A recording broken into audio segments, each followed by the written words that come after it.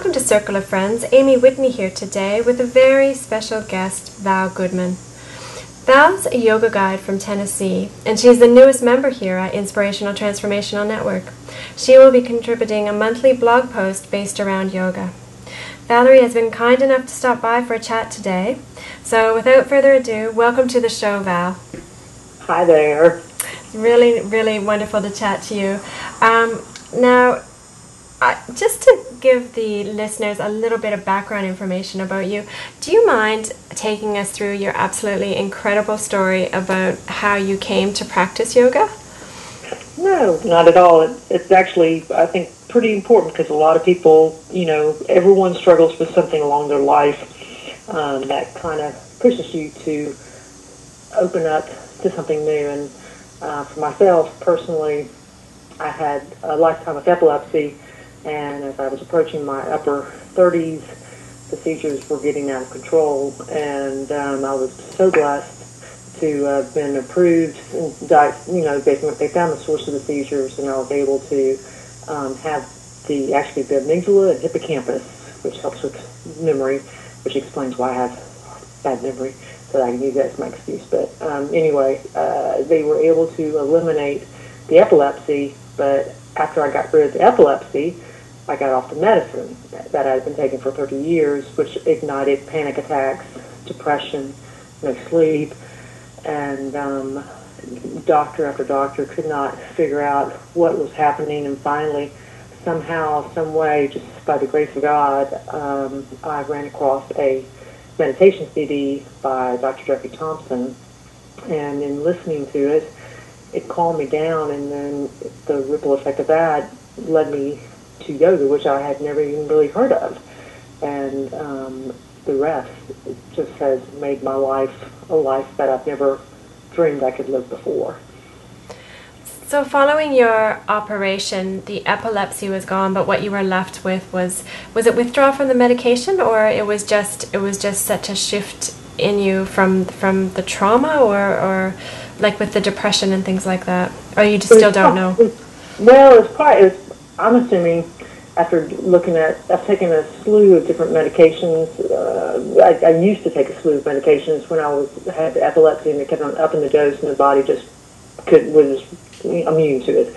And so after studying what the drugs did, besides help prevent seizures, they were antidepressants, they were antipsychotic medications, they were to help make you sleepy, and which explained why I always slept really well. And then as I would taper off, I didn't just go cold turkey, but each time I tapered off, just even 25 milligrams a pill, I actually could understand to a degree when someone's being taken off a drug, because I would feel horrible for a couple of days, and then it would pass, and 2 weeks later cut another 25 milligrams. And it took about 8 months to come off the meds, but when I was off of them completely, sleep stopped. And then 3 weeks of no sleep led to a bunch of craziness. I'm sure. You can't think straight, and depression and panic attacks, and I thought I was having heart attacks, and it was bad. But it all served a purpose, and I'm actually grateful for the experience, because if it hadn't happened, this wouldn't have happened. That's beautiful. It led you to where you are today, and it's nice that you can look back and realize that. So you did your first yoga class, and was it like one of those aha moments that people all speak about? It actually was. I didn't know. I went to the Y that I'd been a member of and never went. But went and said, That's like okay, us all. I'll give this a try. And, there's some people who were really flexible and doing these advanced poses, and then others who were, just bending forward, and I just did what I could do. But the teacher in particular was very sweet, and it was very calm, and I felt the most relaxed I'd felt in months, and I thought, okay, this is pretty cool. And just after taking a few classes, I was hooked. And I did it for 2 years as a student, and after a certain point, I just kind of had an epiphany where I thought, I got to take this to the next level where I can learn it, master it, and but you never master it, but at least get more knowledge where I can be a teacher and help others learn how to help themselves using this tool. That's really beautiful. And you have an amazing website that that shares so much information, and you have your YouTube channel as well. And it's just so beautiful that you give all of this away. Now, my question to you is, so this yoga assisted you with your health issues. Now, I've heard people say that it's not necessarily suitable, say, for someone with a chronic illness or someone with neurological disease. Is that true? Anyone can do yoga. As long as you can breathe, you can do yoga. so there's actually people who are paraplegics who, with assistance, even if it's the face, if they do certain breathing techniques. Yoga, translated, means to unite mind, body, and spirit. And so it's the physical benefits of yoga is actually just like the icing on the cake.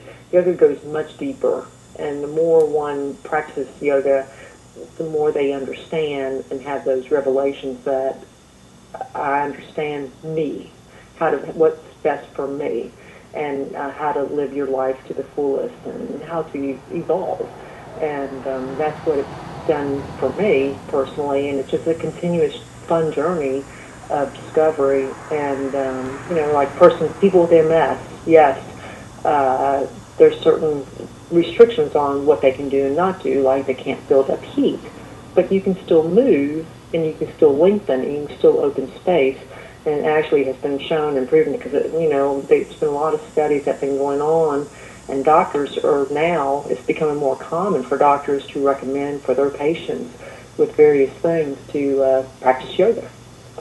Beautiful. I see it everywhere, and I think it's wonderful, and that's why I'm so excited you're on the show with us. And what are some of the excuses that you hear from maybe your new, do you call them clients? Or clients or students. Probably we're just folks in the southern word. Well, the most common thing is I'm not flexible enough to do yoga. Well, we all start at the same place, and that's the whole purpose. Well, it's not the whole purpose, but that's one of the side benefits of yoga. As you do it, and it doesn't take long. Some people can't even touch their toes. They don't even get halfway down. But you do it a few times, and you breathe into it. And next thing you know, you're touching the floor. And so that's a very common excuse. Another excuse is, when I lose weight, I'll practice yoga. Well, yoga actually helps you lose weight. And people have this perception that you have to burn calories, you have to sweat and get really hot and stuff like that. And that's actually not true. Yoga helps actually work the glands in your body, your thyroid gland, that helps your metabolism and your energy levels, and it also works your adrenal glands and your kidneys, which helps keep things in balance. It squeezes out the cortisol and the adrenaline that's released from stress. So it really, I could really go on a lot about it anatomically, but it truly does work not only the exterior, your muscular structure of your body, but it works you even into the glands. That is so beautiful. And like I was saying off air, reading the list on your website of all the physical benefits of yoga, it's like you said, and I agree, everybody should be taking up yoga. It benefits every system of the body. It does. Now, I'm curious, because as you know, I don't practice yoga, and when I think of yoga, I think of the postures, but I understand that there's breathing, there's other aspects to yoga. So if I had to ask you this question, what does yoga mean to you? Could you summarize that into an answer, or is that a bit too broad?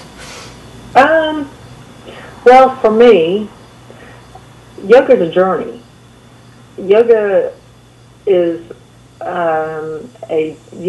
a journey of awareness, and it's interesting because even though you're doing poses and you don't have to do advanced poses. It actually just gives you a little history. As everyone puts their 2 cents in and how something should be done.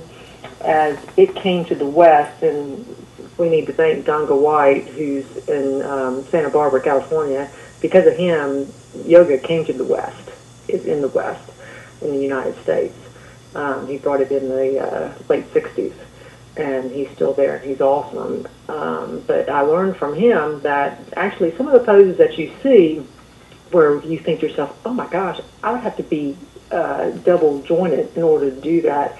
There's some truth in that, because earlier in the years, and I don't know the years or the decades, but people in the circus saw people doing yoga, and so the contortionists would do poses that somehow then got blended into, okay, that's a pose that I need to do. That's an advanced yoga pose. That's amazing.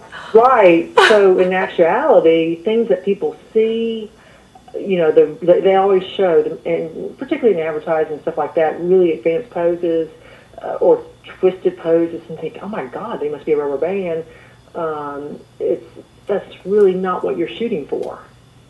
As long as you're breathing and you're moving with your breath, that's all you need to do, and you do get stronger. And then you can take it to another pose, but to contort yourself into certain pretzels and stuff like that, that's not the goal. It's just enjoy the journey and be in the now. And it's a powerful thing as you learn to be in the now when you practice your yoga. It once you leave your mat, it continues off the mat. That's such a valuable tip right there, because, as you know, everything seems to be speeding up in the world at the moment, and to know that there's something that we could all practice, even just in our own living room, that's really beautiful. Now, on your website, yogarevelation.com, you offer a revelation workbook. Can you tell me a little bit about that, because it's so cool. I just love it. So the revelation obviously has meaning to you because it's in your title, but where did the workbook come from?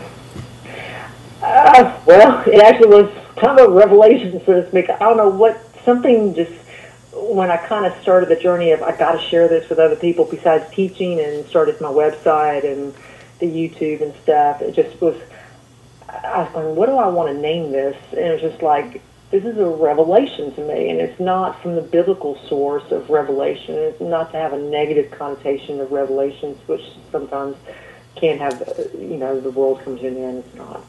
That it's more like an aha moment. Mm-hmm. And so it just came to me, maybe just like as I was going through my journey of overcoming fear and just all that stuff that went on before I was able to release it, the workbook kind of was tools. It's a combination of tools that I use in order to move forward and let go of the past, because I still had fear in the back of my mind of the epilepsy coming back. And so fear is a big thing to contend with. A lot of people deal with fear. And so, and also just not thinking outside the box, or realizing actually there is no box. You just think there is. And so the workbook was something to give some people something to work with to, move forward. I love it. I think it's just brilliant. I'm so impressed that you give all of this away as well, like without charging, which is just so beautiful of you. Really beautiful. That was the beautiful thing too about yoga coming into my life. It made me. I had to give back. It was to me. It was when I had the brain surgery, I got my life. It was the life I was meant to live. And so it gave me my purpose. That's beautiful. Now, do you practice a certain type of yoga, or how, like I've heard the names, but I don't actually even know what they mean, so that might not be a fair question, but. Right. Well, there's a lot of different styles. Like Hatha is, and is a very commonly known one where there's, specific poses, and hatha means sun and moon, and so it's a balance of moves, high energy versus low energy, and different things. And then there's what's called Iyengar yoga, BKS Iyengar, who is a famous yogi. It's much more, you have to do the pose exactly in a certain way, and I'm not that type of person where it's more like a type A yoga for me. And then there's hot yoga, which I personally have to say I do not advocate, because your body's not designed. You build enough internal heat while you're practicing yoga, put yourself in 100-degree temperature, it's just not good for the body. So I do have to integrate that in saying this. But yoga, you can practice any particular style you choose, but the bottom line is, as you breathe and you just kind of move with your breath, and just open up, you literally open up space within the body, within the cells, and breathe into it. And so I really don't practice any particular style. I practice what feels right to me at the time. And, a lot of the common poses like warrior, forward folds, or a handstand, a headstand, or a shoulder stand, things like that I do, that I wouldn't classify what I teach under one particular style. That's beautiful. It's like you follow your intuition, your heart, and that's that's the way to go with everything, I think. But so if people listening, if they want to contact you or go where you teach, do you have any contact details you're happy to give out? My email is yogarevelation@hotmail.com. So I'm happy to have anyone send me, if they have any questions, they can send it to that. And then also on the YouTube, if someone was to go on that and post a comment or request, they could do it that way.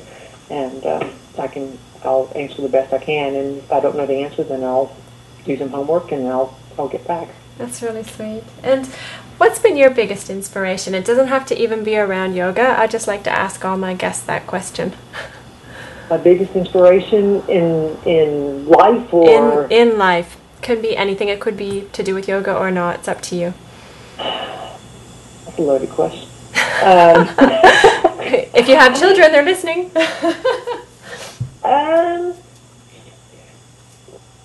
I would have to say, well, it's probably two components. One was the gift of the epilepsy that I had to find myself, so to speak. Mm-hmm. And then two is my husband, who stuck with me through 10 years of really, really tough times and made it possible for me to be where I am today. I would have to say that would be the two most inspirational things that have happened in my life. Otherwise, again, I don't think I would have been alive right now if it hadn't been for him, because I was really not in a good place. I was not doing well. It's beautiful. It's beautiful to have a life purpose and a life partner. It's just, It's magical. Now, your final words of wisdom today, Val. Always follow your heart, and never be afraid to try something new.